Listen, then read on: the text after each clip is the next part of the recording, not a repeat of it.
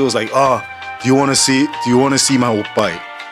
And I'm like, "Yes." So she would just like take off her top. What are we talking about today? We're talking about bars in Japan. Izakayas. How are we gonna start this thing? Well, I guess we got to talk about the drinking style in Japan. I mean, drinking is a big part of social life in Japan. It's kind of mandatory in a way, depending on your. So, how would you describe that?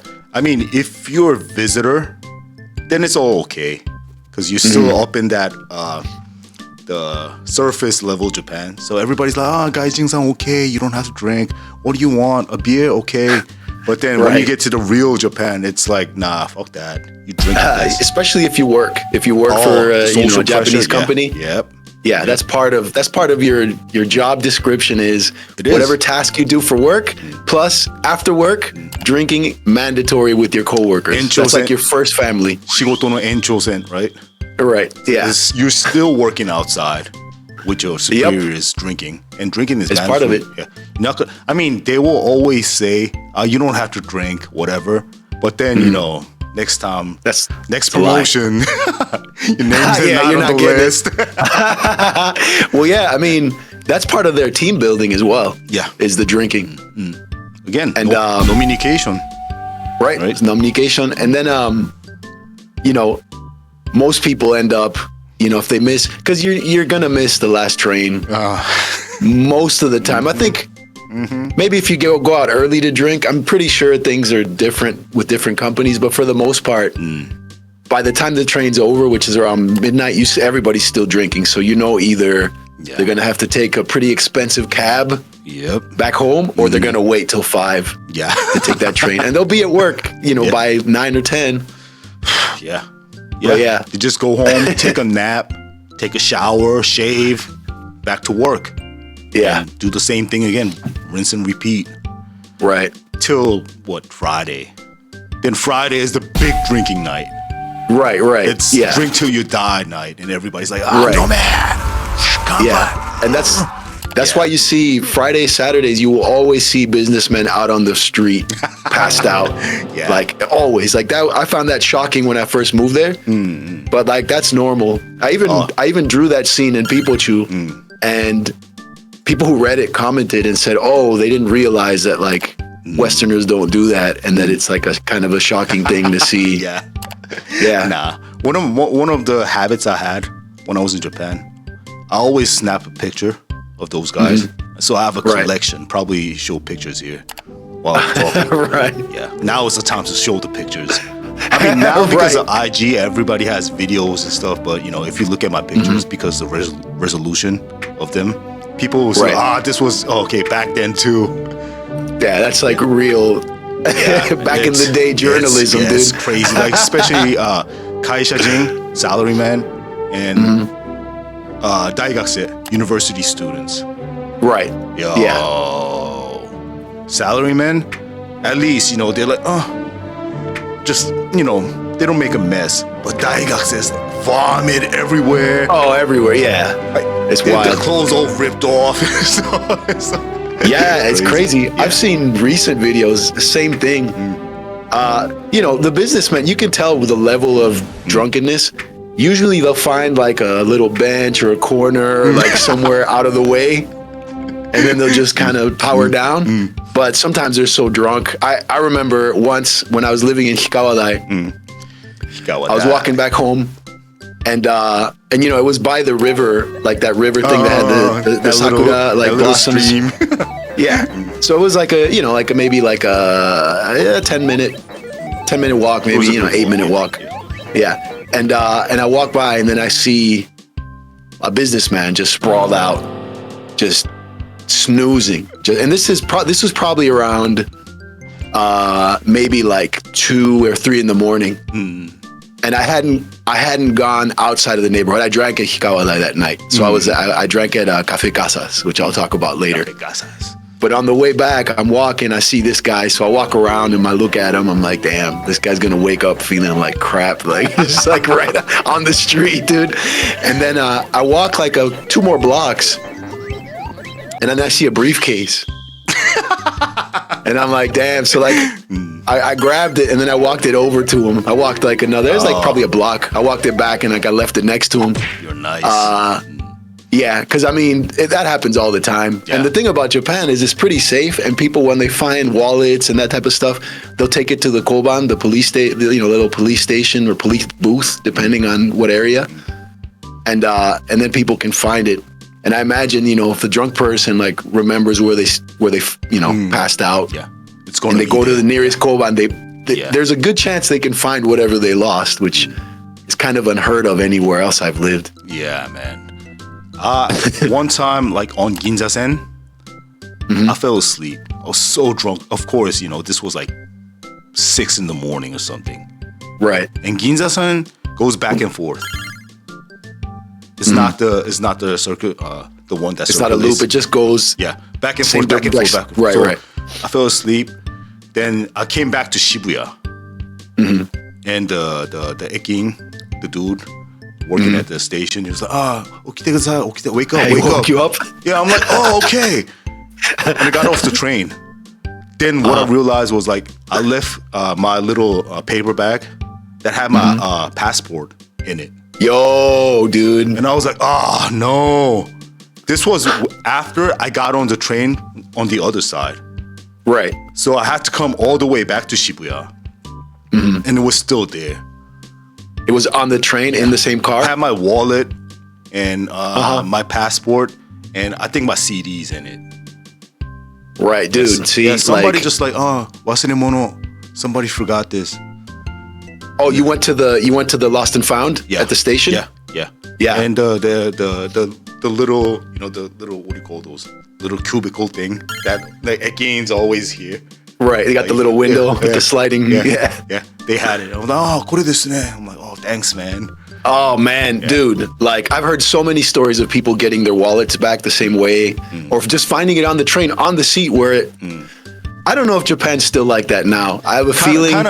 I mean, Japan's always going to be like that. The thing is, that's regular people. Now, not with all these foreigners, it's not. Nah, that's a different story. Now with all these foreigners, and even before that, Furios. Yeah. Like hip hop kids, like punk kids, or like hostel, like the non-traditional, hoodlums in Japan. They will steal stuff. That's for sure. Because I've seen many people, especially in Shibuya, Roppongi, Shinjuku, Kabukicho, of course. People pass out on the street. Right. I've seen people just like grabbing stuff and just running. Wow. See, I've never seen that, and I remember when I moved to Osaka, which also talk about Osaka, we're talking about bars. And when I got there, they told me, oh, you lived in Tokyo, like Osaka's different. Like people from Tokyo were telling me, oh yeah, Osaka, like they'll take your shit. I was like,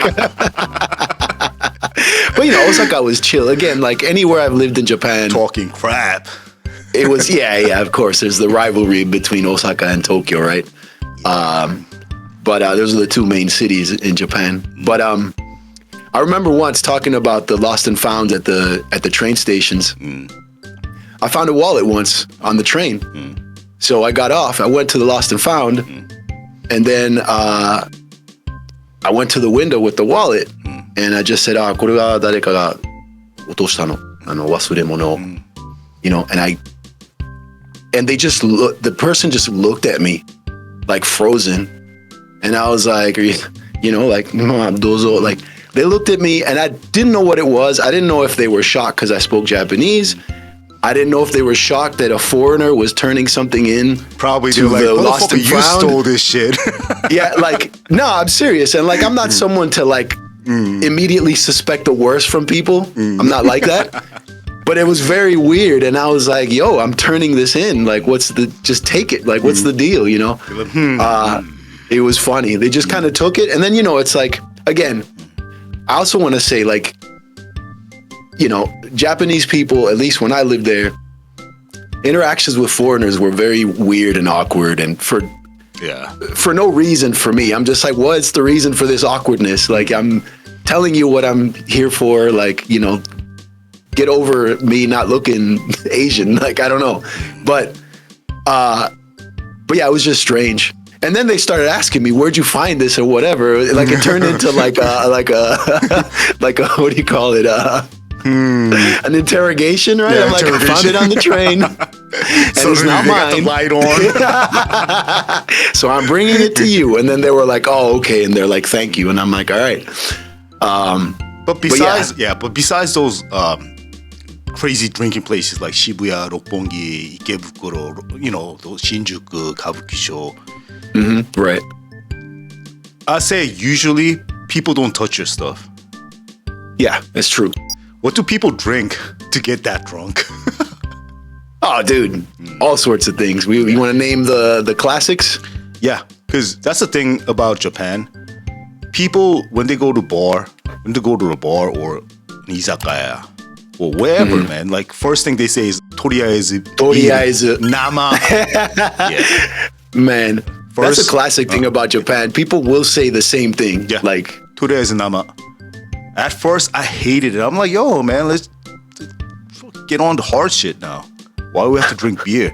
But then Japanese draft beer is so good. Okay. Dude, yes. I always definitely drinking the Namabiru. 4 or 5 before I order sochu or something like that. Yeah, I mean, that's what I drank. I drank Nama. And then eventually when people start asking for other stuff, then I would go straight to... What do you want next, right? But, yeah, like lemon sour, chuhai, you know, whatever. Highball. Highball I wasn't a fan of. That's like scotch and like seltzer water, like soda, right? Like club soda or whatever. Or ginger ale. Oh, I thought it was just not... Because ginger ale is at least a little sweet. Like, I thought it was just... Probably depends on the bar or izakaya. They have their own recipes.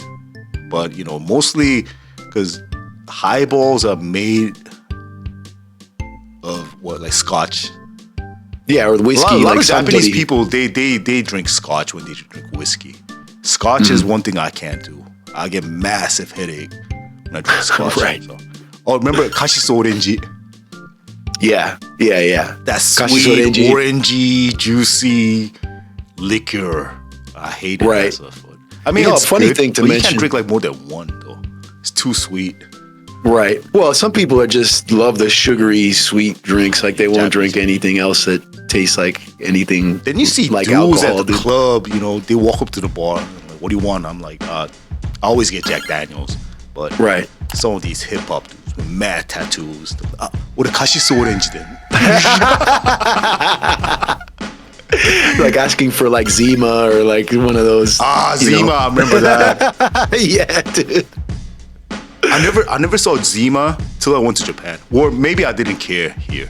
But I saw the most Zima signs in Japan. Yeah, now that I think about it, I don't know. I might have just known it from Japan as well. I thought that was some kind of like vodka, you know, those mixed vodka drinks we have here. Right, yeah. But isn't that what it is? It's not. That's supposed to I be. never had it, dude. I assumed it was that. Beer. Like 4.6 or 5, something like that, yeah. And when I was like performing at the clubs like my friends some people they will get Zima because, you know, it looks like a club drink, right? It's transparent. It has like that navy blue tag with Zima on it. For two Japanese people or the kids at the time, it's like, this is so American. This is so cool, right? And I'm like, that's right, dude. And I'm like, what is that? They order Heineken too, a lot. A Heineken, or they drink clubs. They drink tequilas, a lot of tequilas. When they really, dude? Because again, like it's not watered down everybody's tequlas. It's not straight tequilas. Yeah, we got to be clear about that too. There's mizuwari, which is you add water to whatever alcohol you're drinking to kind of because people don't want to be like laid out the first like 30 minutes they're there, dude. So like they're trying to drink all night and be social, not be dead under the table. Well, yeah, Zima was their I think club people's choice. And I would ask them like, what is that? And they were like shocked. They were shocked. They're like, Oh, they thought that was American as hell. これ知らないの? I'm like, no, motherfucker, nobody drinks that shit over there. Because I was in Japan. And they're like, yeah, 知らなかった. I was like, they will tell me, I thought everybody at the club in the States, not everybody, but, I thought Zima was a popular drink at clubs in the States. I'm like, no, man. We do shots. That's when I found out they're like, 자, shotする? Want to take shots? I'm like, yeah. Then they will order tequilas. And it's, most of the time, it's like half tequila, half 7-Up or something like that. Right, something to like give it a little flavor and water it down a little bit. So I would take it, then I'm like, what is this bullshit? Man. I hated that. It's funny to mention, dude? Like, I thought about it. A lot of people in, the US or whatever, Western country, they'll go to have sushi or, some kind of Japanese food. And then they're like, oh, let's get some sake. Let's get some sake. Dude, people don't get Nihonshu that much. They don't get osake. Right. You go, like, when people are drinking, they're not drinking sake for the most part. It's usually like, beer, draft beer. Shochu. It's shochu, which is like either like potato made from wheat. potato or wheat or rice. They have that too. And it's like almost as strong as vodka, a little bit less alcohol content, but the imojochu, the potato one, that's like the drink for the osang, for the distinguished older gentleman, and it has a very strong smell. And at first, I was like, man, what is this? But I actually ended up really liking I still like the imojochu. Funny thing is, even imojochu, they mix it with some kind of tea or water, right? They have uronghai or udon. I used to ask them to not cut my stuff, and they look at me like, whoa, and I'm like, yeah, please don't. Or like udon wari. Thing is, like Koreans, we drink it straight. I mean, people here drink it straight, right? Right. So if it's like mixed with water or some kind of other tea, you can drink that forever. It's well, that's why it's done. Yeah. Right. And you ended up drinking like 2 or 3 bottles a night. And like next morning, massive headache, massive hangover, and you're like, I need something to drink. You drink, I don't know, umugi-cha. Tea, and it or tastes like, it just tastes the same. It just tastes like, yeah. Even though it doesn't have any alcohol in it, it's just like, now I can throw up. Yeah, man. Right. Like, those give you massive hangovers, though. Nihonshu gives you, like, sake gives you massive hangovers, too. Yeah. I never, like, I don't drink anymore, but like when I did, I never really got hangovers. I think part of the reason why is because I would eat like after drinking, I would eat before going to sleep, and I think that would just soak up a lot of the alcohol. That's the culture of like Japan too, because that's called shime, right? Yeah. After a night of heavy drinking, shime, the closer is you go to udon or ramen. Ramen, right? Yeah. Naoki would always go to like the most hardcore ass ramen places, like tonkotsu, like Jiro style. Oh, like super oily. Just make sure you soak up all that alcohol. Yeah, man. It's weird because usually I don't eat when I drink, but these guys been drinking and eating all night long. Right. And on top of that, shime, ramen. Yeah, Jiro ikoyo, Jiro. Went to Kabukicho Jiro and stuff. Like, lying up with the hosto and all the daigakses. All the characters, all the classic characters. Yeah, but then, you eat that stuff, take the first train home. Then, of course, you just got to crash out, right?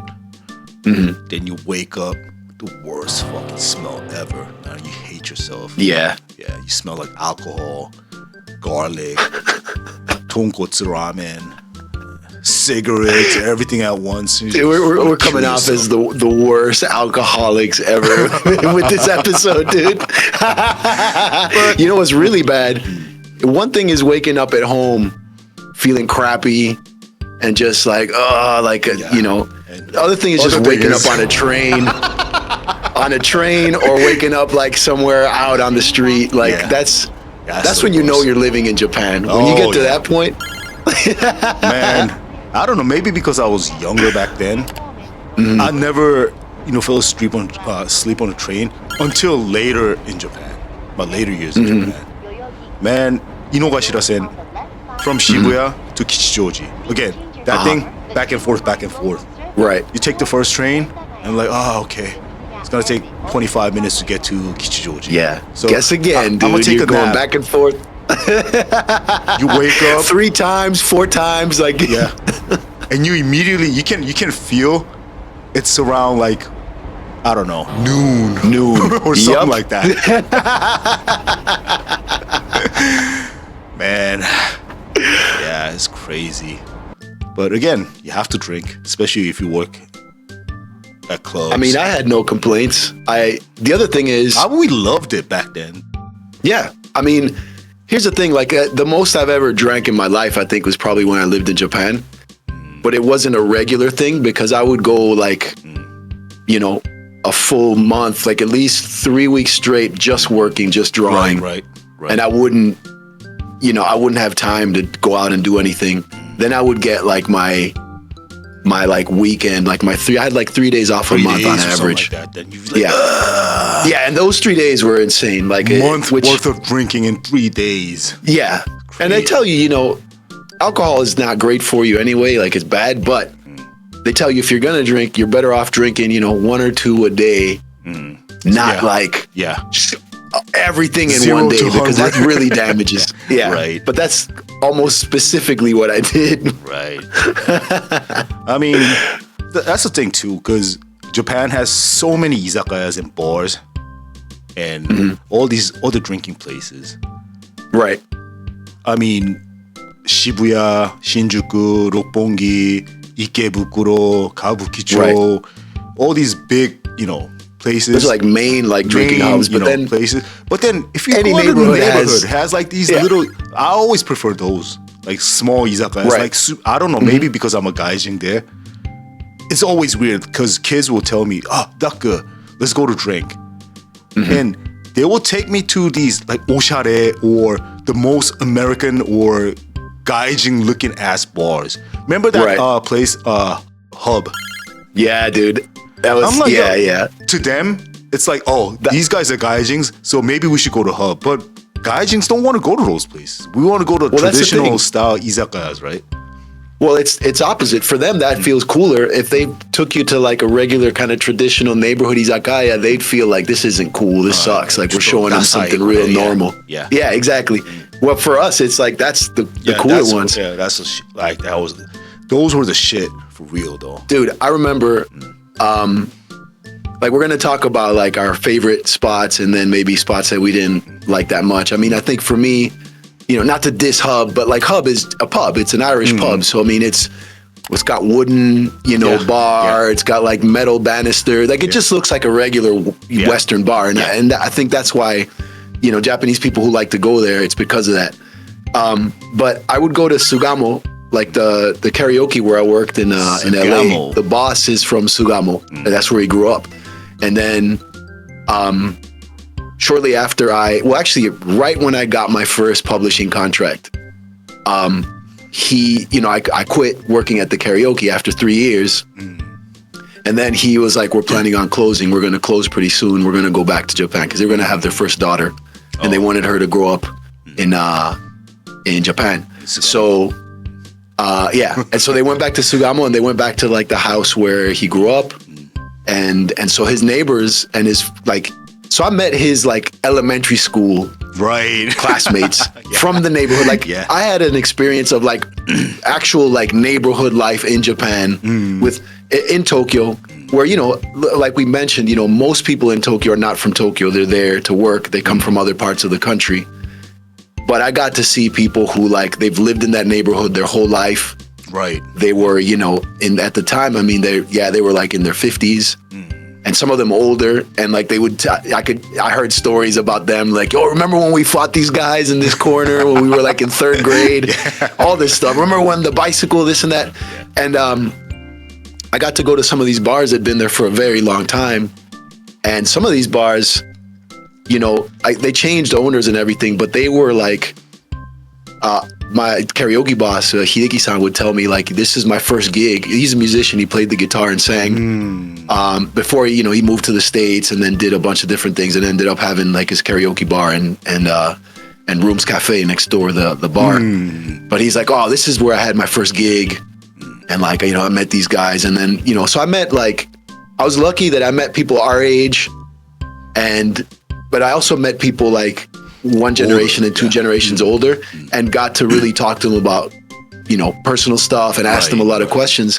So like I met his senpais who were, you know, like at least 10 years or 15 years older than him.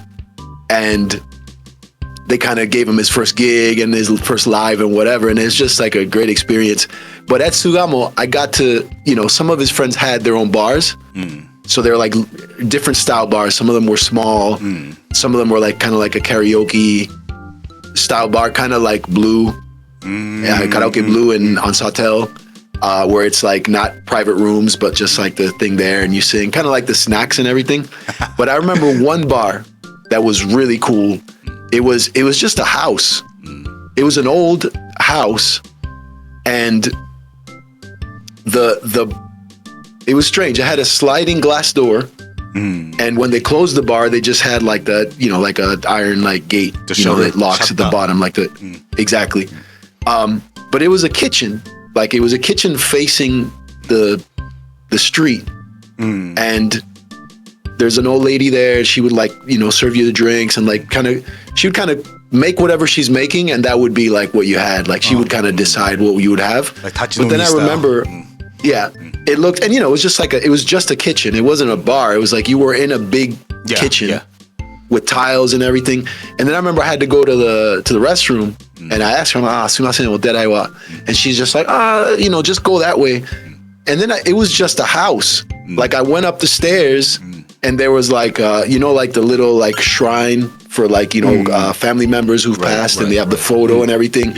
I walked by that. Like it seemed very personal. Like it was a personal space. Obviously somebody lived there. I saw a bed. And then when I got there, it was just a regular bathroom, like a regular house bathroom, a small bathroom. So it was just a house bathroom. House toilet. Yeah, dude. It wasn't like a commercial, you know, squat toilet. No, it was just a regular, like, Western banky. It was just a bathroom. It had magazines. It was like, it felt like you were at somebody's house because you were. Like, it was weird. It's the first time I ever saw that. It was like... So awkward. Yeah, I always felt bad, you know, going to other people's house bathrooms.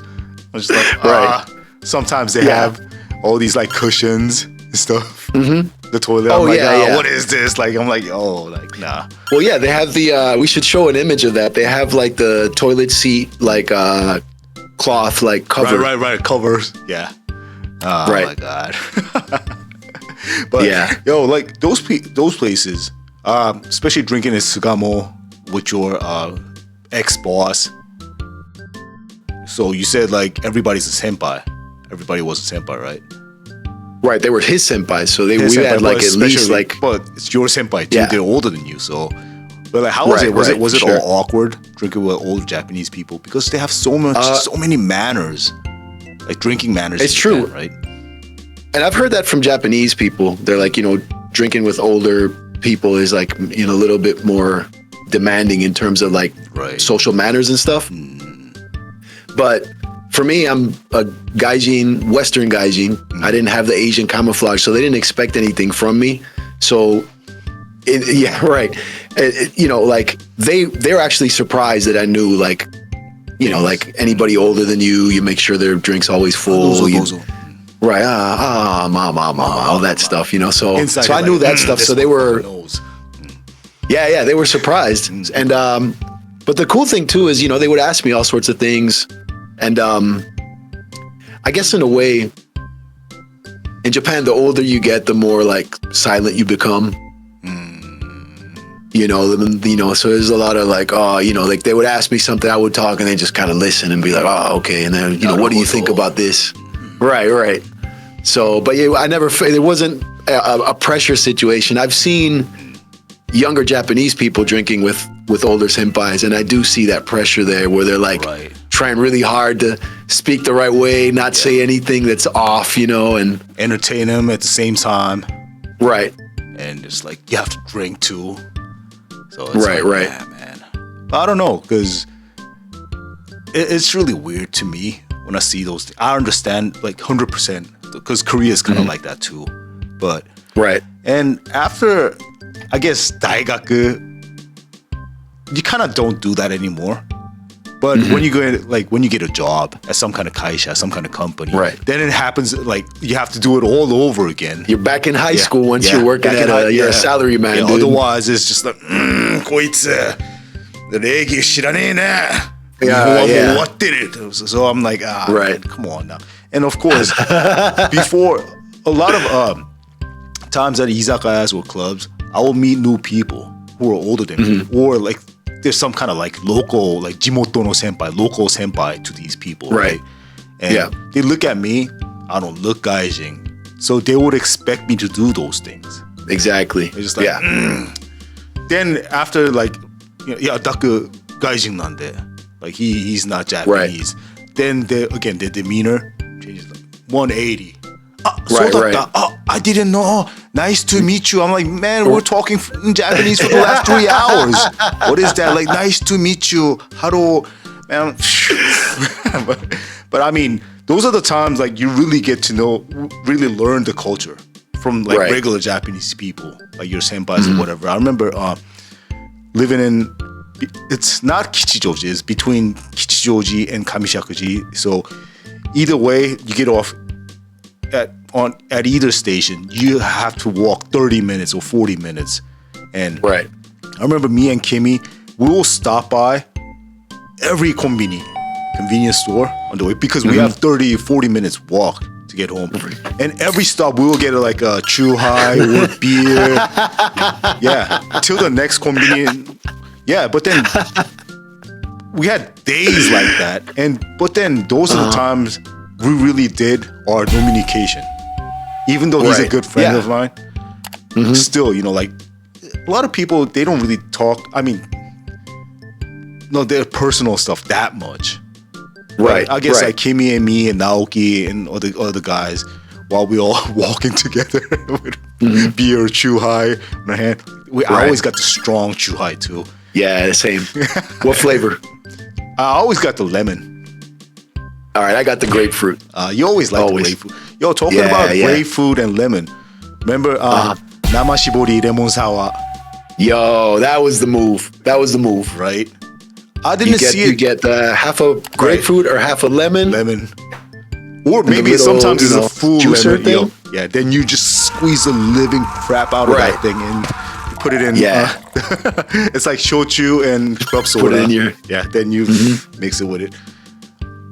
Last time I went to Japan, I didn't really see it that much. But back in the day, it was really popular. Grapefruit. Right. What do they serve now? Like if you're asking for like a chuhai or whatever. It's mixed. Probably they have some kind of powder or something like that. Yeah, see, that's not the same, dude. No, it's not. Getting that fresh fruit and just grinding it yourself, dude. Like, yeah, man, that was the move. I remember like whenever they had that, I would ask for that. Remember drinking with girls. And girls like trying to be all kawaii. So, let's squeeze this for me. Please do it for me. And of course, like I'm drunk. I'm like, right. They're like, ew, motherfucker, not like that. But that one, and I remember people eating. I mean, just like, see, toriyaezu nama. Right. And that's the starter. Edamame takoasa. Right. It was always that. Like Japanese people, they sit down. Toriyaezu nama.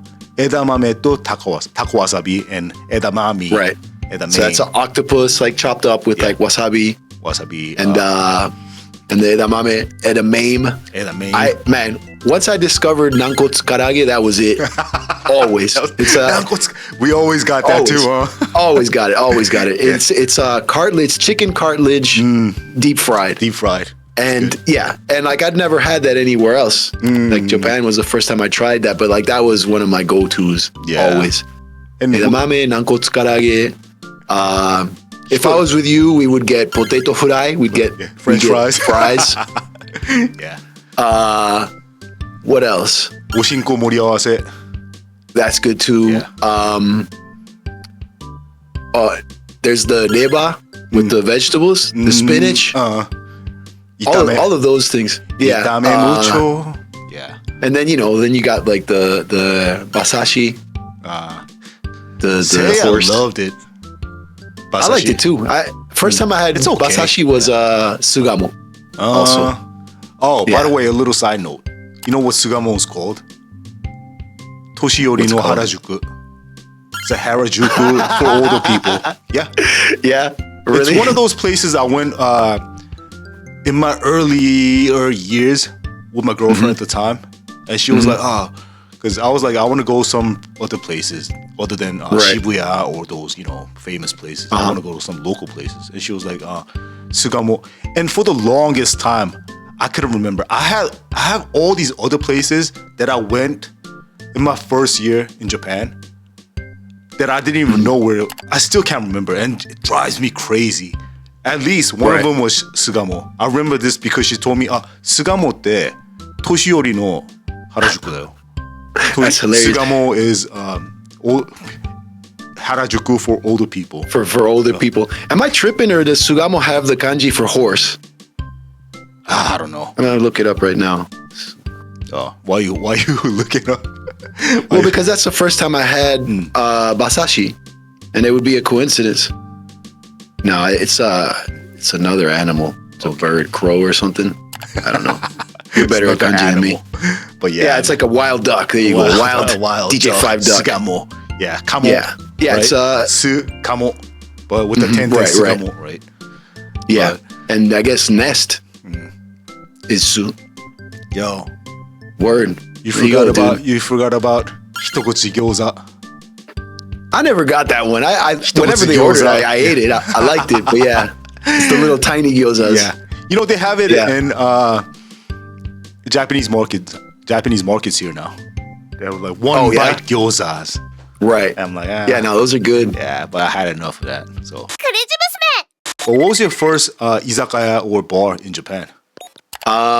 That was the first time I went to Japan in 2004, and it was like in some mall or something. Like it was because I went on there with the contest with like the tour, the people from the tour. Did you guys go to drink? We went somewhere, which I don't remember. Dude, when I went there, I was like, I'm in Japan. Awesome. See, same thing. Yeah. Yeah. I'm like, I'm going to see Shuichi. I'm going to be in Japan. Like, I went to Shibuya, we went to Shinjuku, whatever. But like, I had no idea. Yeah, but all those like no name, not that famous neighborhoods, even Japanese people, like Tokyo people don't even know all the neighborhoods. Well, yeah, Tokyo's massive, right? It's huge. It's huge, yeah. And plus, again, like we said, like most of the people in Tokyo are not from there, and they know the neighborhood they move to and where they work. Yeah. Right. And then they'll start going to different places if they're like someone that really cares to explore. Because again, like some people, I'm not like the biggest explorer, man. Like I get to the places I need, and then I make my life around there, and that's it. I'm not the type of person to be like, oh, I wonder what's over there. I need to go see some. Right. Yeah. As soon as I see some kind of greenish, like Inaka countryside-ish, then I just make a U-turn. Strictly city, huh? Yo, my first bar in Japan. Now I remember. It was a snacka. Was it? Really? Yeah. And I didn't even know it was snacka at the time because it was my first time in Japan, right? You went by yourself? No, my girlfriend at the time, her friend's mom was running a snacka. Snacka bar it's a bar, but it's for like older people. Right. And there's a mama, and a lot of the times there's a young girl too. And a lot of the times it's the mama's daughter type vibe. Right. So all the guys, they go there and talk to the mama, and they look at mama's daughter, and they buy drinks and sing and stuff. Right. Yeah. But and even this too, I don't even know where that snacka was. Right. It's one of those places you just like follow your girlfriend and you go, but you don't know where you're at. You go, right. she gave me beer, and then after that, I didn't know like Lemon Sour or any of that stuff. Right. So she was like, "Oh, what do you want next?" Because they always like, just "次はどうする, right? What do you want next? What do you want next?" I'm just like straight up Jack Daniels, and she's like, "さすがアメリカ人." Oh, did they have Jack Daniels? Yeah, they have hard liquors and stuff too. But you know, all the old songs they get shochu or highball or things like that. Yeah. Or they will also have, you know how we mentioned earlier that like most people don't order sake, sake, nihonshu. No. But old guys, they will. Yeah. For sure. So yeah, my first izakaya bar drinking place I went in Japan was a snack. And I didn't even know that was a snack until I lived in Musashi Koyama. And then you saw other types of bars and you're like, wait a minute, Musashi Koyama, where's the mama-san? Yeah, Musashi Koyama. You get off the station. Now they have a Musashi Koyama tower, a huge apartment. But that area was a snack mura. Oh, really? Yeah, it was I didn't even know. But then it's a snack village, dude. Snack village, and I have pictures. I took. But yo, at the time, I was like, what is this all like snack? Because it says like snack, right? Right. And I would get off from a event or live. This is like what 6, 7 in the morning. I get off at Musashi Koyama Station, walking towards my room, my house. Then I have to pass like the snack village, right?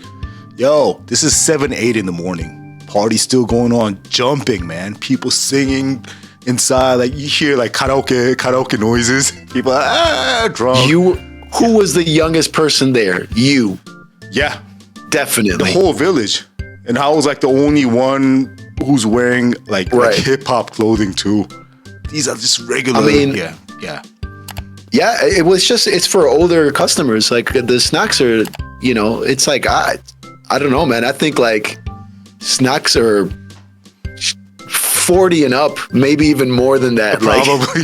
It felt 40, like that to me. You can go to like oshare bars or I think like 50 and up is like snack maybe. Like I felt like when the snacks I've ever been to, like I've been to a handful. I went to a Filipino snack when I was in Hikawadai. I missed the train. I was done with my manga stuff and I wanted a drink and I was stuck in Hikawadai. So I just started walking around Uro. And then I saw snack and the Philippine flag. And I was like, all right, I'll check it out. And like they were weirded out by me when I went in. And it was nothing but like older guys. I'm talking like 60s. Yeah. And you had like the Philippine Jin Mama-san and then like an early, like a younger one. Musume, right? Yeah. And, they're kind of like shocked. And then I was like, domo aitemasu ka? And they're like, nihongo daijou desu ka? I'm like, yeah, I do speak Japanese. And then they were like, oh, okay. Okay, then come in. And then they do the whole thing where they're like, they try to upsell and be like, oh, this, but, and I'm like, no, I just want shochu. And then I don't want mizuwari. Like, I'm just going to drink it straight. Korean style. And then, and then they were like, you buy me a drink, do all that type of stuff. Yeah. I just wanted to drink. Like, it was just, that was the only place I knew of at the time. And I didn't want to buy drinks for I just wanted to have a drink and chill, maybe talk to somebody. But that's not what you do when you go to a snack. You have to buy, you go to a snack not bar, only the girls, but other dudes too. And they buy you drinks and all that stuff. Right. It was a whole thing. So like, I found out, I was like, man, like, but it was an experience. It's even worse when people get drunk and start singing. There's a karaoke machine. Right. Yeah, I sang too, dude. Oh my god. Because usually snacks are small. Right? Yeah. It's it's some snacks are little. It reminds me of Goldengai. Right. You fit like 5 people. Yeah, 5 people. But then it's already full inside. Like all the oji-sangs is like, 그래 와시노 미세자. This is my spot. Get out, Kaiji. I'm like, okay, man, peace. But yeah. Yeah, that might be the snacks. The Goldengai, there's kind of like I guess an unspoken rule where you have a couple drinks and then you kind of bounce to the next place. Or just keep ordering. Right. Then it's to okay. allow people to come in. But yeah, Right. you got to keep ordering, or you got to like go. Yeah. most people just get a drink, talk to the person. That's like Goldengai, for people who don't know, is a part of Shinjuku that has a bunch of little bars. Right. I remember the first time I went, it reminded me of like one of my favorite movies as a kid, Labyrinth. There's a scene near the end of Labyrinth where there's like an elf town or like a troll town or whatever, where right. all the houses are tiny and there's windows and like the windows are like head height when you're walking. What I liked about Goldengai is I didn't search how many bars are there, but like, you know, there's like a lot of bars, like dozens and dozens of bars within like a block area. And there's narrow corridors, and to each side there's bars, and there's bars on top of bars. Yeah. Like they're like stacked. And you walk upstairs to go. Sometimes there's mostly 2 floors, like stacked bars. There might be one that's like 3 floors. If there's a basement bar, there's a basement bar, a floor bar, and then a ground floor bar, and then the one going up. The stairs are super steep. Yeah. You know, like walking up, because they're like 80 degrees. They're like maximizing that space. It's like 80 degrees. Yeah, it's crazy, and every bar has its own style. Flavor. Looks different, is decorated different. Right. They have the themes, right? I used to go to one. It was not because I was like, I need to go to an anime thing. It was people from the manga industry that knew about it, and the guy that worked there was an otaku, and like a Japanese otaku, and like he knew everything about like Sentai shows, Power Rangers, that type of stuff, like Godenja, robots, like old, like, you know, 80s, 70s, 90s stuff. So a lot of the stuff I grew up with, he knew about, and he was just amazed that I knew any of it. And then they had like they had manga up on the wall. I remember all the drinks were Dragon Ball themed. So, you know, you had like the Goku, you had like the Piccolo, the Senzu Bean, whatever, like this, like the Ukon, like they had like different things. And then there were shikishis, like, you know, with like people's, like industry people's, like, you know, like little head sketch with a signature. Right. And they asked me to do one. I did a little people. I think I drew like Miruton or something. I drew Milton, and I don't know if that bar is still there, but I remember seeing photos of like the wall, and I could see my drawing there. It was pretty cool. If you guys go to Japan, and go to Goldengai, find that place and take a picture of Felipe Sensei. That place was called. If it's still there, I don't remember the name, and I looked for it and couldn't find it. It was called like A3 or C3, or like it was like a letter and a number. Probably that's a ABC alley and 1, 2, 3, like maybe it could be that bar 1, 2, 3, but you know they have a different name, something like that. Me, I always went to the punk rockest looking bar, because sometimes they have a punk theme, like with the anarchy like logo in the back. Outside it has like Rancid sticker. I'm like, okay, this is the place. Right. And you this go in. Is that Goldengai? Yeah, Goldengai. And these places, man, like my desk is bigger than these bars. Yeah, it's awesome. Like some of them have an entrance and an exit and the bench, and you kind of slide over and then get out the other way. Yeah.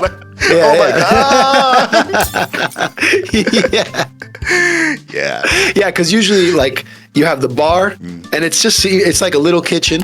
The bartender there. You come in through the door. There's like a seating. You know, you'll have like, you're almost up against the wall. You can hang your coats there.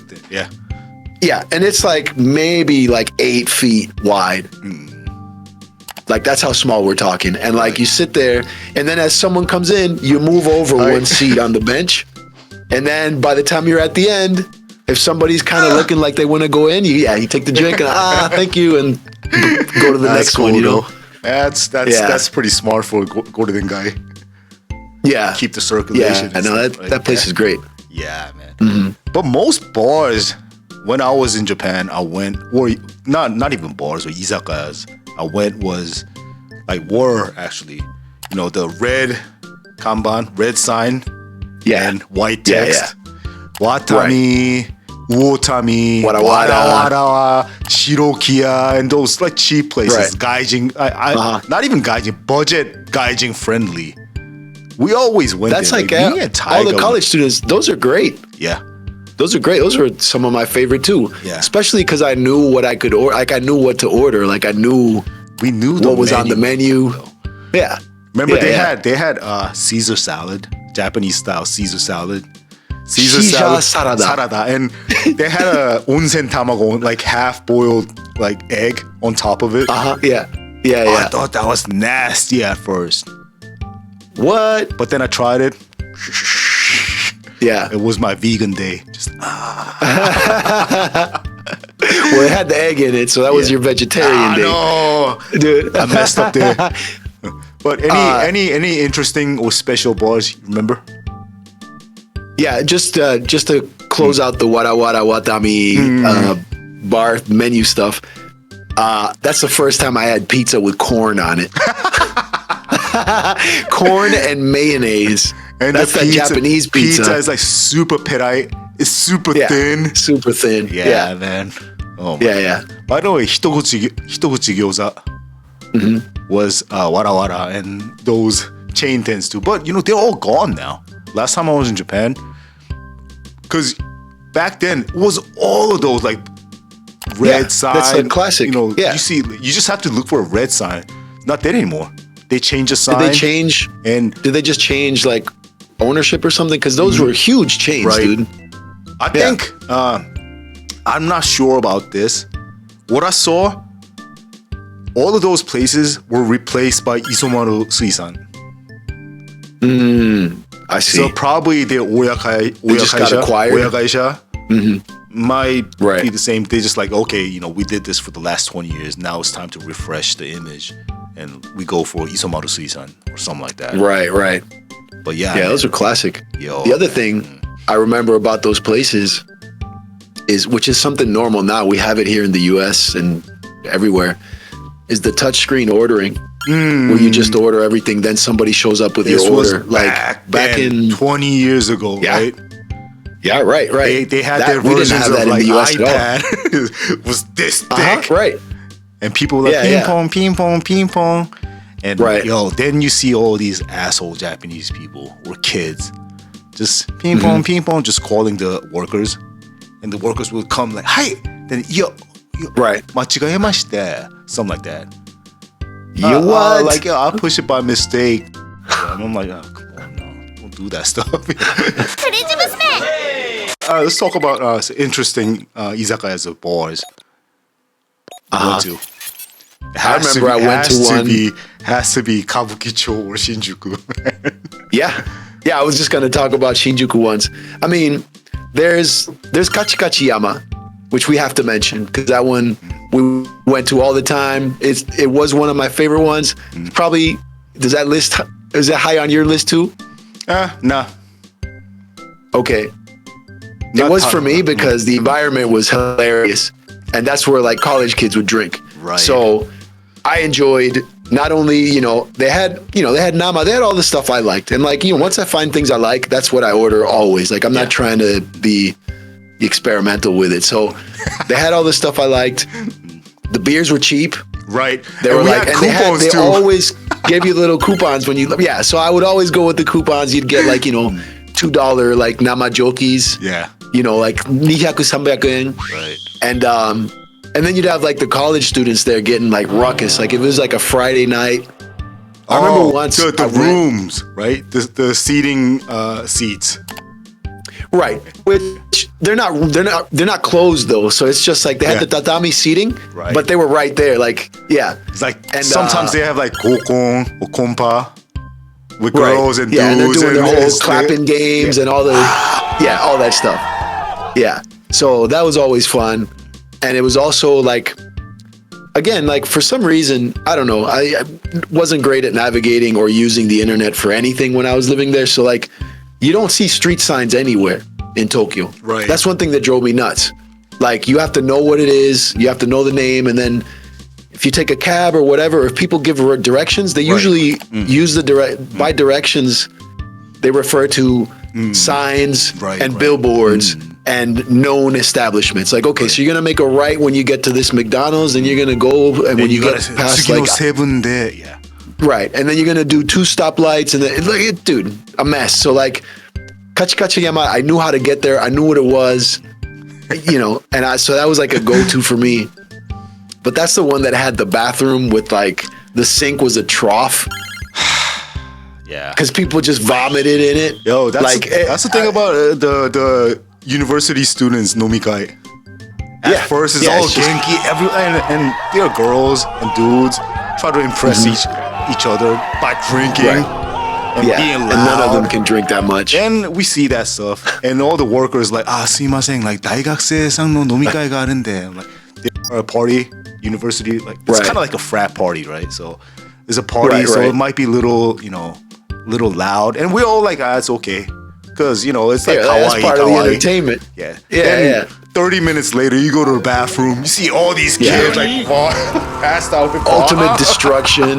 Yeah, they're like dragging somebody out because they're out on the floor, passed out. Yeah. Girls too. That's hilarious. See the girls that being dragged out, their skirts all rolled up to the necks and stuff.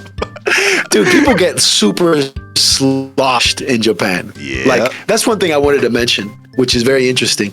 Socially in Japan, you know, saving face and, you know, honor and keeping your word and not looking bad are very important.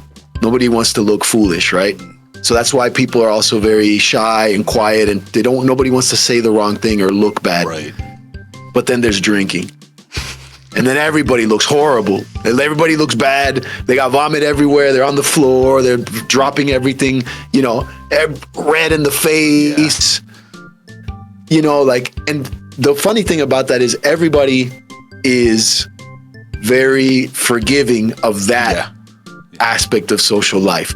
And everybody has seen people either they respect or they're higher ups or a senpai or someone that like you have to like respect no matter what. And they've seen them at their worst socially, just you know, and that's it's how very you bond extreme with people, right? Exactly. Yeah. And I that's showed like, you that's one thing I noticed. Embarrassing part of me. Exactly. And I've seen yours. Yeah, like, so now we're like Yep. Yeah. And then the next day it goes back to the same dynamic where like it's like you never saw it. But like I noticed that was like if you're living in Japan and you're being social and drinking and everything at a certain point, at least once or twice, sometimes many times, you're gonna have that moment where you're like in a compromised situation or like, you know, it's embarrassing, you know, when you're out drinking. I remember waking up in a train at noon and people are like riding and like you're just there and you just wake up and like you just reek of alcohol and people just kind of look at you. And I remember I lost like my favorite hoodie once. Like I went and drank with some people and like we just got super blitzed and I ended up somewhere where there were no buildings. I was on the train looking around. I'm like, I'm not even in Tokyo anymore. And it took me like 2 hours to get back home. But everybody's got a story like that. Yeah, man. It's pretty common. It's as horrible as it might sound to some people hearing this. Like that's not uncommon in Japan. It's pretty normal. So it's pretty normal. Yeah. And so people having that experience, they kind of like, that's understood. And it does like bring people together. It's kind of, you've seen everybody kind of in a compromising situation. So it's, you know, it doesn't matter your social ranking. It's, everybody's been there. So that's kind of an understanding. What about Higegaru? Yeah, Higegaru was we talked about Higegaru once. It's a Japanese brothel. Not brothel, what am I talking about? Trans. What do you call it? What's that? Trans bar. Yeah, but what do you call those shows where it's like women dance and burlesque. There you go. It's not brothel. It starts with a B. It's burlesque. It's like a burlesque Japanese like trans bar that was, I mean, I guess it was pretty popular like back in like 2000 when I was there, like between 2008 2012 they had right. Well, back then the whole trans thing wasn't even the way it is right now. Like right. most people didn't even know what that was back then. You have to go to Kabukicho or like Nichome to see those things. But it wasn't like, out, you can't really say at work. Yeah, 昨日ヒゲ柄行ってきたんだけど then nah, your social life you is think people over. would have been like that's weird? Yeah. Even going to Nichome is kind of like that though. Used to be. Now I remember when I went. Sorry. Yeah, like I remember when I went. Somebody invited me to go, and I jumped at the opportunity just not because I ever wanted to go on my own, but I'd always seen the billboards, and they were hilarious, purposefully so. Right. They would get like these. So these people were characters. They get like these real osan, like old-looking guy with nose hairs and like heavy stubble. And then they'd put on like the reddest lipstick ever and like some weird wig or just Joker just style. a balding head as it is. Yeah. No, it's crazy. And like, so when I went, I was very curious about what it was because it looked very strange and I couldn't see like an excuse to go. I was like, I don't even know what that is. I don't know. And then when I went, I saw and it was like burlesque and they had like a dance numbers and then the other thing I guess was part of it was they had like some obviously, not feminine looking characters that were like kind of like the comedy element. And then there were people there where you're like, there's women here too? Or like, no, none of them were women. But like some of them just could fool, anybody. And then they would do things around that, do like little like comedies. Sketches and stuff. Then I remember another one. This is Nichome. I went to this bar and the mama-san was a guy, was an okama-san, like a gay guy. And I remember it was like dildos on the bar, like, and like the mama-san was constantly making jokes. Like, innuendo, like type stuff. And then of course, like, I love gaijin and that type of thing. Of course, okay. Of course. Yeah. And the guys I was with, like, Felipe, mo yoroshiku. Yeah, dude. But then, the funny thing is, those, like, the people who went there, they went there for that type of joke. Like, it wasn't. Yeah. It wasn't like now I think maybe it's probably different. Even in Nichome is probably just because we're talking like over a decade later. But when I went there, it felt like it was kind of like an entertainment thing. Yeah. The whole like gay, like trans, whatever. It was like people go there to hear like these jokes about gay stuff or whatever. And it was more like entertainment. It was like a character, like this person was putting on a show and grabbing weird objects and being like, ooh, and, it was that type of stuff, it was interesting. My friends who went to Higegare or Nichome bars, man, talking about that, like me, and we decided to go to drink in Kabukicho. So at first we went to this one of those izakayas that we usually don't go to. It's like Kita-no-Kuni. I don't know if it's still there. It's like near the Kabukicho Mon, the gate. What's Kita-no-Kuni? North Korea, dude? I don't know, man, probably. It's on like 5th floor or something like that. Okay. But we did the pregame there, Frank. And pregame, we did it too much, so we all got drunk. And after that, we're like, Sugi, doko iku? And my friend was like, let's go to Higegare. There's like a new half, like transgenders. They call them new half, right? New halves. New half barがあるんだけど面白いよ. Let's go. He's like, I've been there a couple times already. It's fun.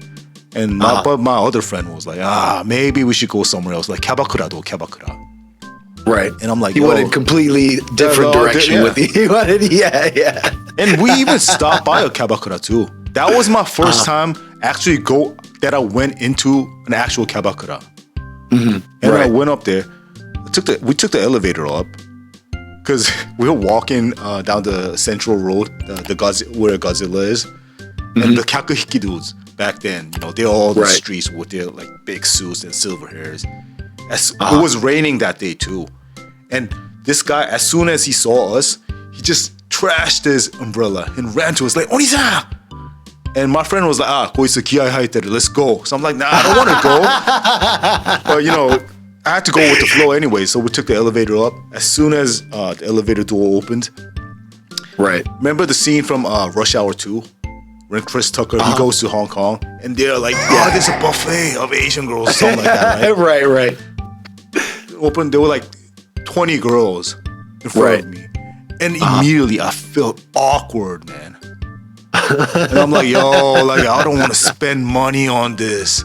So I told the guys like I really don't want to spend. Kabakura or like these places, I really don't like it.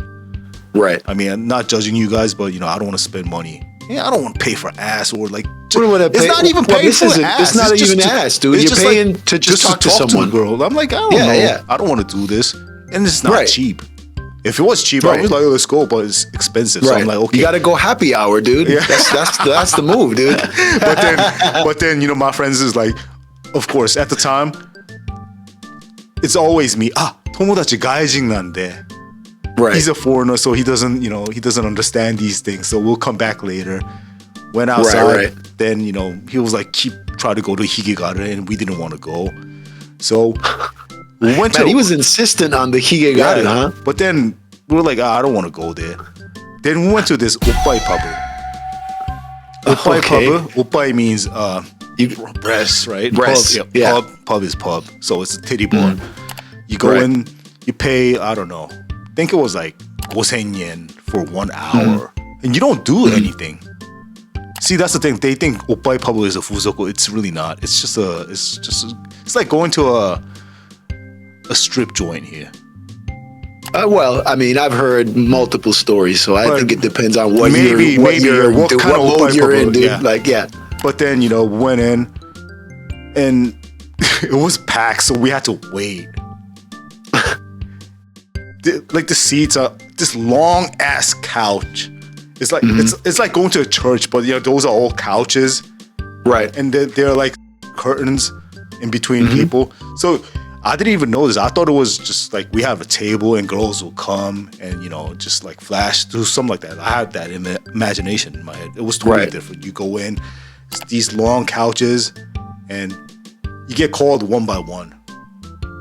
But then you get called as a customer. Yeah, it's like okay. 次のお客様. Okay, next customer. Okay. Then like I thought we all going together. Like yo, 一人で行くんだよ. You go alone. Right. So you waited for like 30, 40 minutes too. Like baka mitai ni. Like three of us just like, and it's loud. Yeah, I heard that they have loud music playing, right? Yeah. And then what? Like you go there, you sit there? Is all you can drink. You can get beer or like chuhai or whatever, right? Is all you can drink. And you sit down.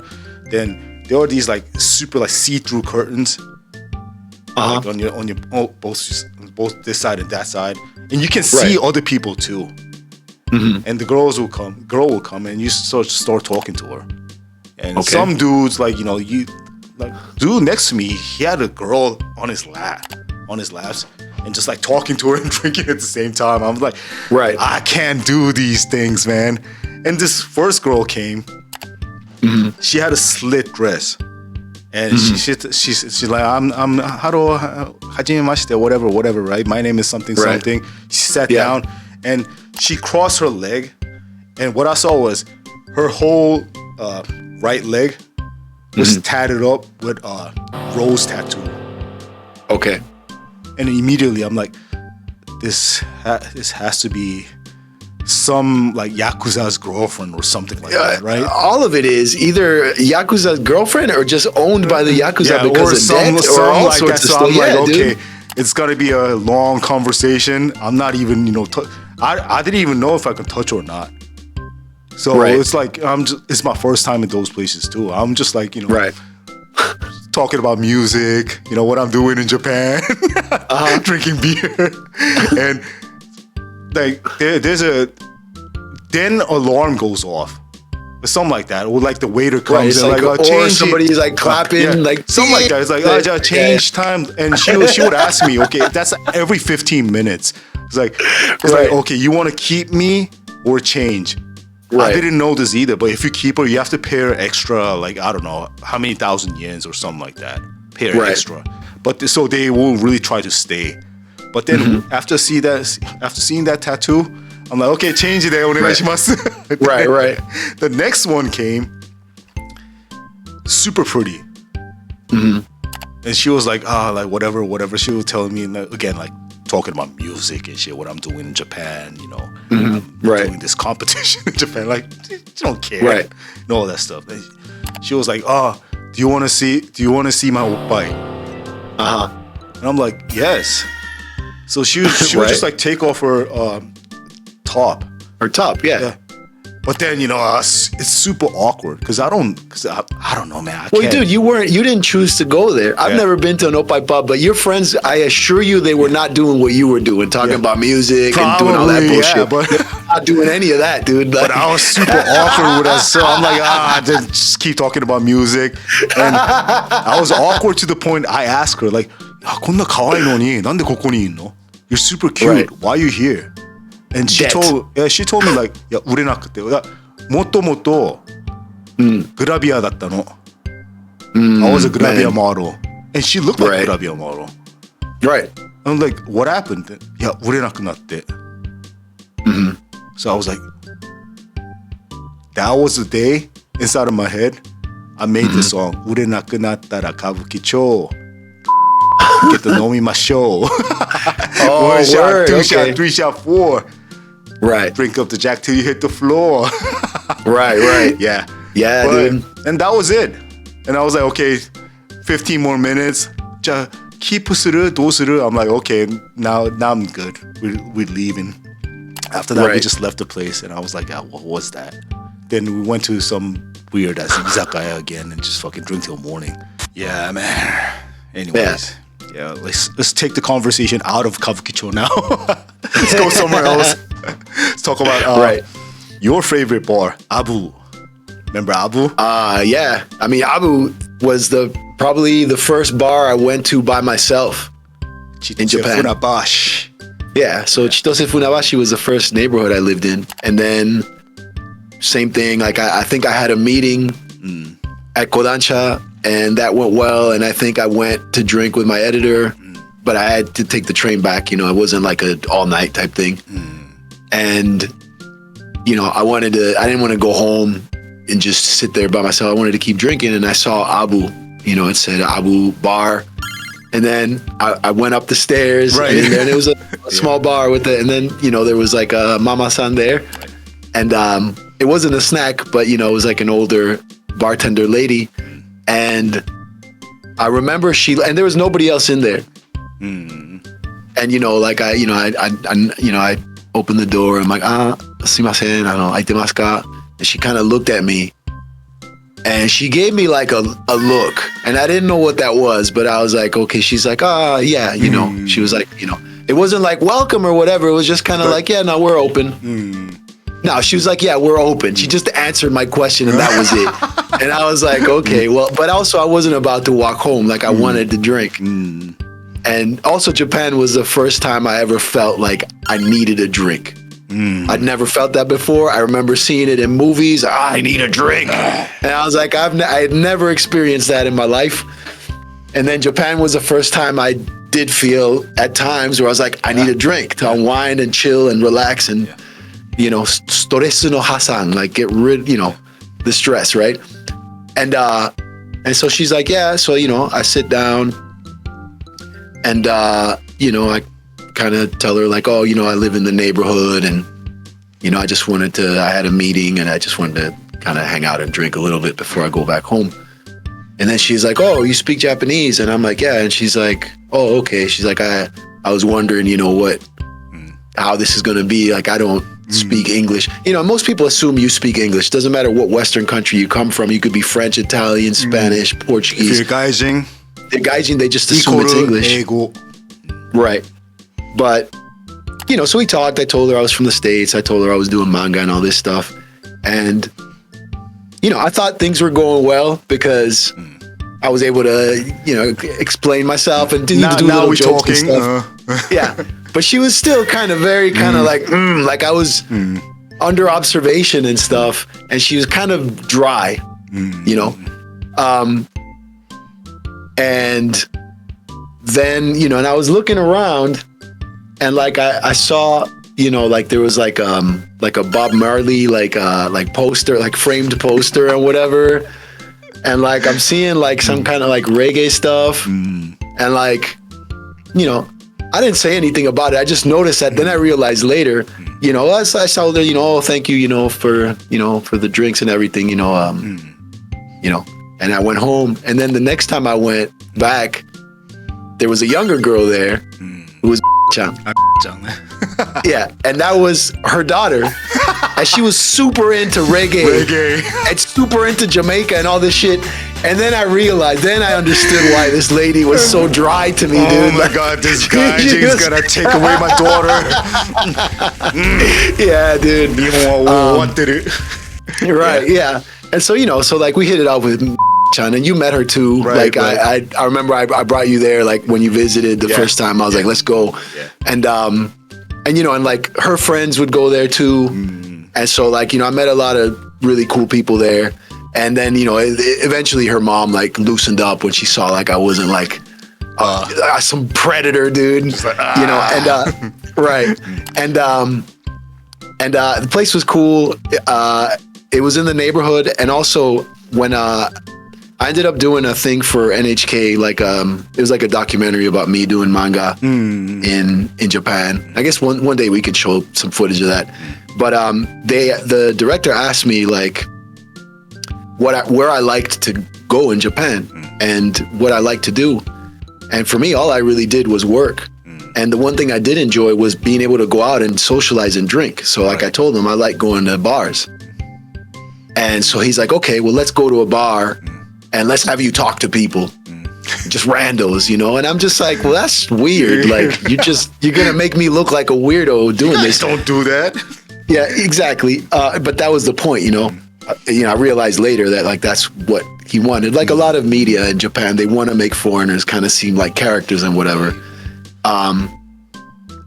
So I just said, I know a bar that I go to in my neighborhood.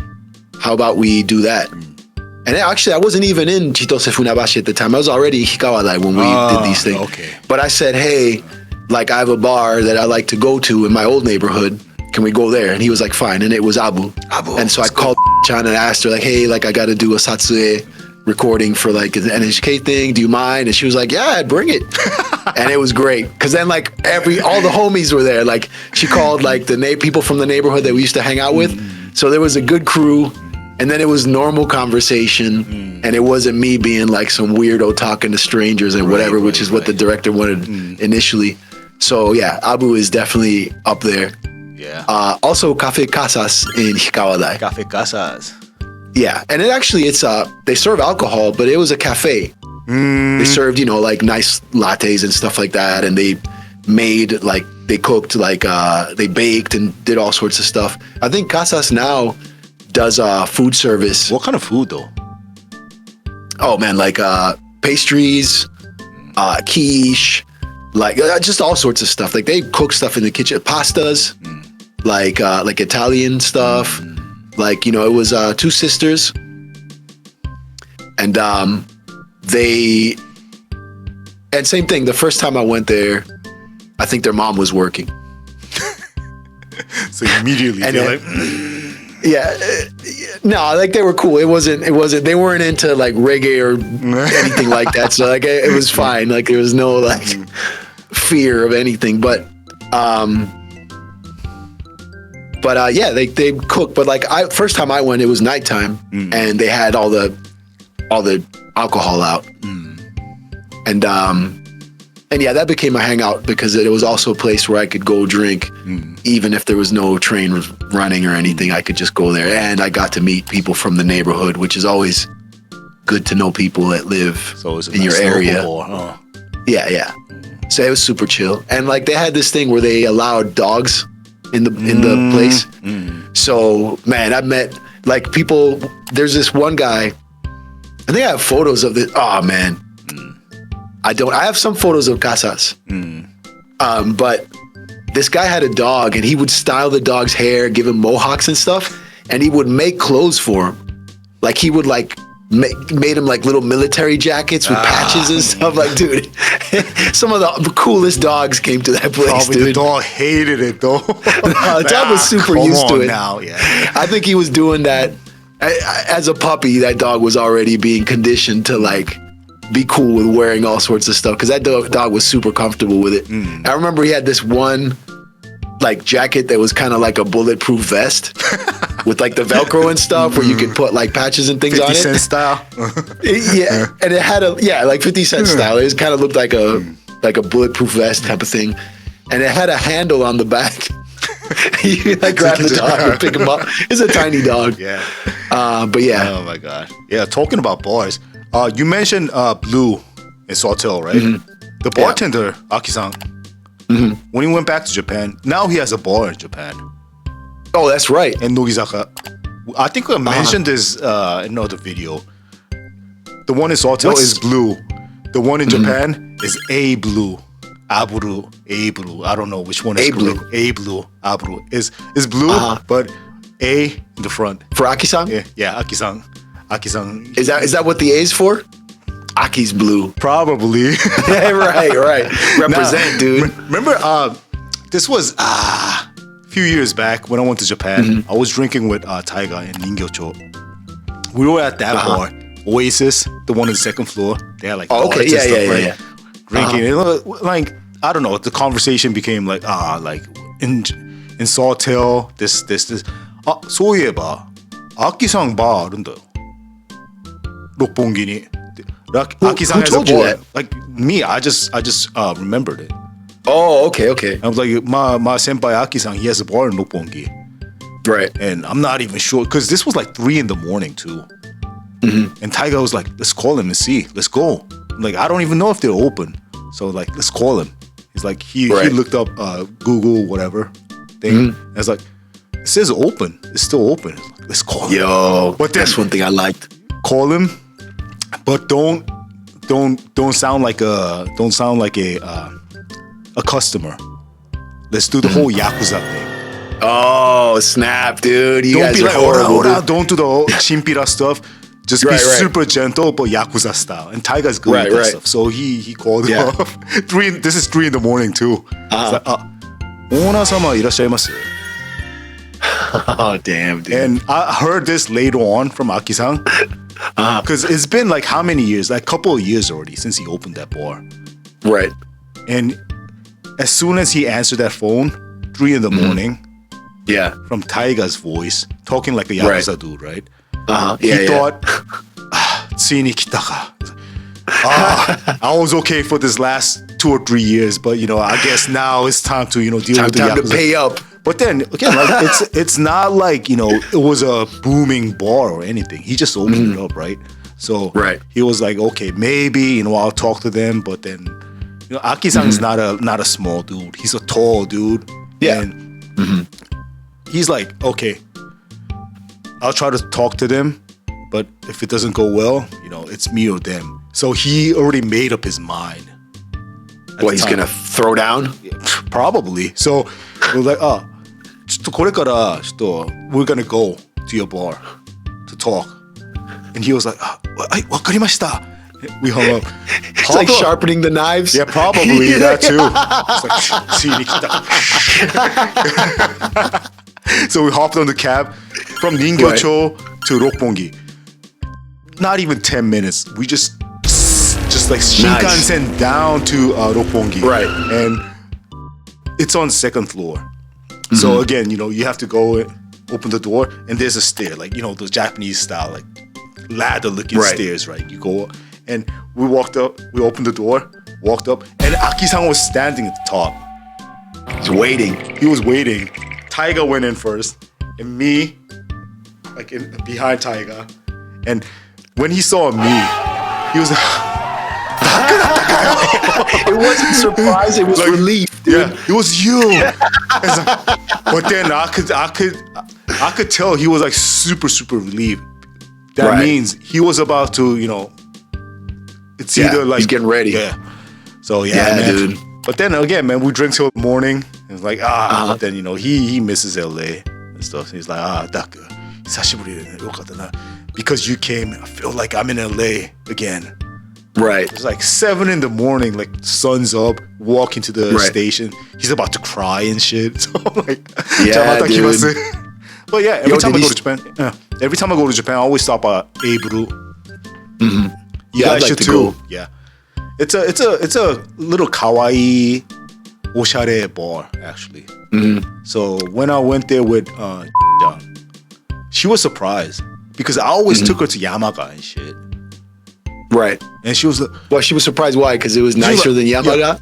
Yeah, I mean, way nicer. But she was like, yeah, Daku ga koyu osharena mise shitteru nante. Yeah, shinjirarenai. I'm like, what the fuck? Wow, dude, that's just insulting, dude. But again, she's kind of right at the same time. She's like, I couldn't imagine Duck knowing such a nice looking establishment. Yeah, I'm like, damn, yo, dude. It's not like I know the bar. I know the owner, and that's it. Yeah, but that's even more so, dude. Yo, I want to ask you, did last time you saw him, did he still have a ponytail? Maybe he cut it now. Oh, really? Yeah, because last time I saw him, he still had a ponytail, but I don't know if he still has a ponytail now. Right. Talking about before COVID, so right. Some time now. Yeah, but yeah, man. Yo, so but again, A.Bleu. If you guys visiting Japan, I'll put the address in the description, or maybe a Google Map pin. Right. Yeah. Yeah. Go say what's up to Aki-san for us. He speaks English and everything, so you guys will have a good time.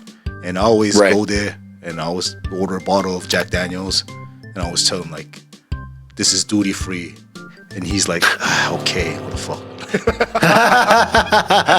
I think my other favorite bar that I got to shout out, and like I think they closed at the end of last year, was Captain Kangaroo in Osaka. In Osaka. Oh. Yo, so I mean they have one closed? in Okinawa. Oh, okay. I think they closed last year. I saw a post, their Instagram and Facebook and everything, they were doing like a closing party. They were doing 3 closing parties. So it's kind of homma, like real closing down. And I haven't seen any new posts. So I think they did close. But when I went there, I went to after the Fukushima like nuclear meltdown, after like the tsunami and all that stuff in 2011. I was in Tokyo at the time, and I was pitching a new series, and I'd been pitching for a long time without getting anything accepted. So I didn't have to be anywhere because I wasn't, publishing a series. And I was always interested in Osaka, and I'd been in Tokyo for 3.5 years, and I was kind of already reaching my limit in Tokyo. Like I'd been there for a while, and like, and I always wanted to check out Osaka, and I had some friends there. So they said, come down, if you like it, like you can stay with us, for a bit until you get settled and find your own place and everything. So I went there, and just looking around and in the Umeda area, which is like the northern part of Osaka, I saw a sign that said Captain Kangaroo. And that's a show I watched as a kid. It was a kid show. I don't know, it's probably from the 70s or, but I thought that was strange. And I also remember it had a Mexican restaurant on top, which Mexican food in Japan, you can never find. Like I'd never seen a Mexican place in Tokyo. I'm sure they exist, but yeah. So I'm like, I got to check this bar out. It's called Captain Kangaroo. So already, and I went there, and I mean, I think just that night, the first night I went there, all the people I met and like the vibe of the bar and everything, like pretty much made me decide, okay, like I'll move here. Yeah, because like I met like Shinki and Edo and Shinya and Kansan and like all these people. But I remember that one night, what I realized about Osaka is that people are way friendlier than people in Tokyo. And part of the reason why is because most of the people in Osaka are from Osaka or from like the Kansai area, whether they're from Nara or like any place it's like nearby. So it's kind of the same. People feel at home there. They're also more laid back. And if you're not from Osaka, people don't care that you're not from Osaka. Like Tokyo, you kind of have to pretend, like you kind of have to like sound like you're from Tokyo, behave like you're from Tokyo. People in Osaka don't really care that much about any of that stuff. Right. And the other thing I noticed was nobody made a big deal about me speaking Japanese. They're like, oh, you speak Japanese. Hi, kanpai. Yeah, that was it. That was it. So like that already made me feel a lot more comfortable. I didn't have to explain myself constantly every single time I met someone, right? And have a whole show made about it. But they had great food too. And I remember I went there, I saw Shinky. At the time, Shinky had a mohawk and he's sitting out front. And I look at him and he looks at me. And then, I'm like, hey, how's it going? And then, he didn't even ask me anything about speaking Japanese. He's like, oh, you live around here? And I'm like, oh, I'm actually just visiting Osaka. And like, I've got the next 3 days to figure out whether I want to move here. I live in Tokyo. And he's like, oh, okay. He's like, oh, Osaka's great and whatever. And then like, we talked about a bunch of stuff. He introduced me to people inside. And the cool thing about the bar, the Captain Kangaroo, was that it was like, I don't know if gaijin friendly is like the way to say it, but like people were mad used to like Westerners. Like nobody was like, oh, gaijin. Like if you were at the bar, you were cool, and nobody was trying to do weird trying to. No, it's just everybody's just being themselves. The other thing is, I do realize too, a lot of the gaijin that were at that bar, they spoke Japanese too, and they weren't doing weird shit. Weird stuff. Like they were just there. They were like Jordan-san, like they were like regular customers. They knew everybody. They, it was just like people, a normal thing. Like kanpai. Say hi to everybody. Yeah, and like it's almost like you could tell if somebody was there who wasn't a regular, because like 80% of the people there were regulars, whether they were Japanese or foreigners. Right. Like everybody was mad cool, and I was like, damn, like I had never been to a bar like that in Tokyo. I'd been to bars where I felt comfortable because I knew everybody at the bar, because I was going with people who were regulars, so I became, the friend of the regular. So I got that treatment, like that's Felipe. But this place, you went there and it was like, they were super cool to everybody. And like, so the food was great. The location was awesome because it was close to the train stations. If you had to like make it to the train, it wasn't too far. Osaka's smaller, so it's also easier to get around. Osaka, even if the trains aren't moving, you can cab anywhere. It's not expensive like Tokyo in the cab, but the cab ride isn't. And the distance is really short. You can get from Umeda to Namba in like 15 minutes. Like you can ride your bike. Or something like you can go, and like you can ride your bicycle anywhere. Like so it was like a smaller town feel. It was a city. It's the second city of Japan, but it felt like, oh, okay, like you can know people and know areas. At least to me, it felt like I can learn to like know where everything is and meet people. And it was great. I was there for 6 months and like, I met so many people. And then the other thing I realized was, told you like, hey, let's do something. Like they totally meant it. It wasn't like, let's do something. And then like, yeah. No, they would say, if they said like, hey, like I'll be here. I remember Shinky said that night, he said, hey, if you're going on Sunday, you're going back. He's like, tomorrow, Saturday, I got the day off. If you meet me here at 11, I'll take you to this area to look for places and whatever. And I thought like, yo, that's really? But I'm like, okay, cool, And sure enough, I went there. He was there. He's like, get in. Like he had a van. He had this white van. We got in, drove around and stuff. Yeah, dude. So Shinki, arigatou gozaimashita. Osewa ni narimashita. So, what would you say your best three bars or izakayas or snack or whatever? Yeah. Which one are your best three? I think honorable mentions are, so they're not top three, but they're honorable mentions. Kachikachiyama, which you told me is not there anymore. Rest in peace. Great. I like one of your favorites. Yamaga? I like Yamaga. Yeah, obviously. That's a classic. Those are honorable mentions. They're high, but top three, I gotta go with Captain Kangaroo, Cafe Casas, and A.Bleu for sure. Those were neighborhood bars, and that's. Oh, also honorable mention to Meal Box. Miru Box at Chigatetsu Akatsuka. Yeah. Remember that place? Yeah. Yeah. The one on the second also, floor. Was it we second watched, floor or like, third floor? World Cup. Yeah. Honorable mention to them. Yeah. But yeah, top is probably Captain Kangaroo, Abu, and also Kei-san's Kafei Kasas. brothers Izakaya. Was it Shochang? They had they had a Kushikatsu. Kushikatsu, yeah. The age Yeah, kushiyage. That place was good. No longer there anymore. Or Kushiage, yeah. Kushiyage, yeah. For me, top 3. Ever been to Shimbashi? Shimbashi is where all the salarymen go to drink, but not outside. But you know, these buildings that are connected to the train stations. Right. Yeah. Sometimes you know you go through this exit, then it's inside of the building, right? Right. Yeah. Yeah. One of those buildings, basement level, is full of those tachinomiyas. So it's like kind of like the kitchen, the house Izakaya talked about. You go like in, a big kitchen. It's just one big kitchen, and it has all the tsumamis, all the food, in a big portion.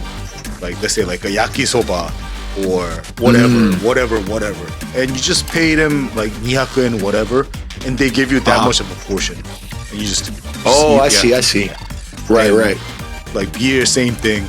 Or sometimes they have to cook in the back, but you know, mostly I'll throw up a picture of that.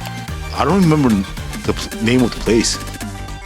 Oh, there's tons of bars I don't either. It's but one yeah. of, it's like, you know, like you said, like I don't know, my body just knows where it is, so it just you know how goes to get accordingly. Yeah.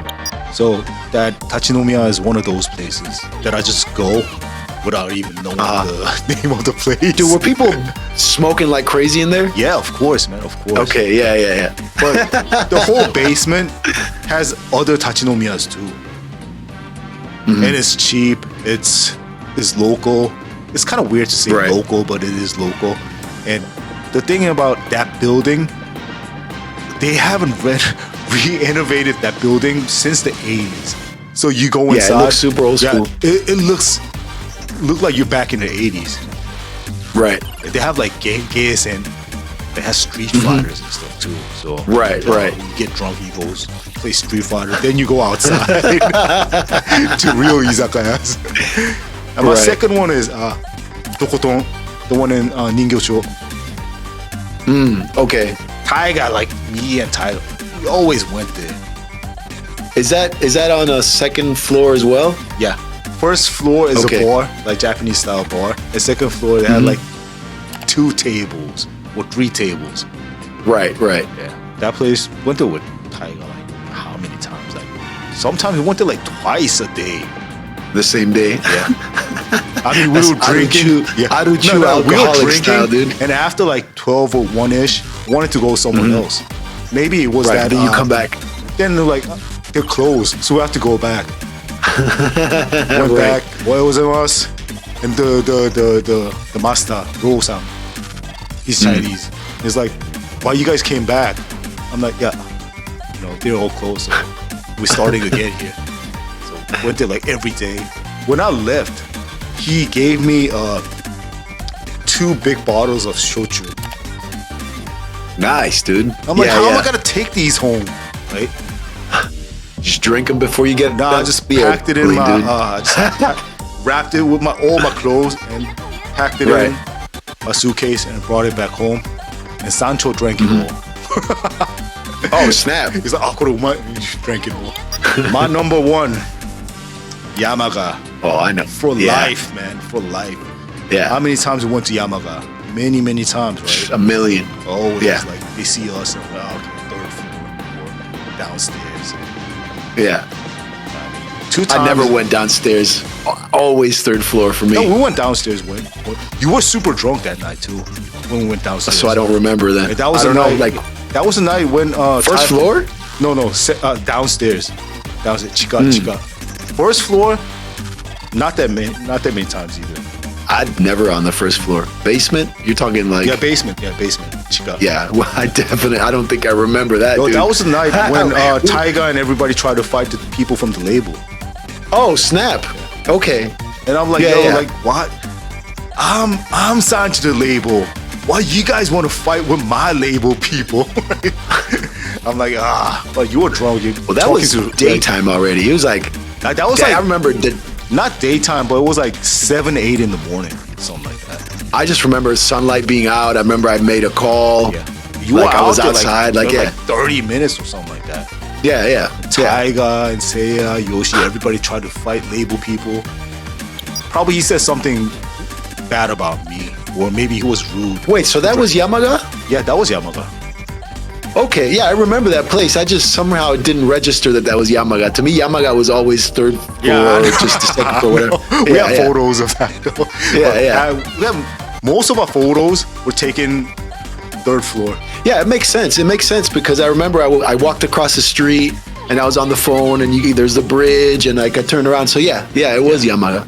Yeah, well, dude, Yamaga is like all sorts of shenanigans. Yeah, you go like 9 in the morning, it's still party time. People. Yeah. It's a classic.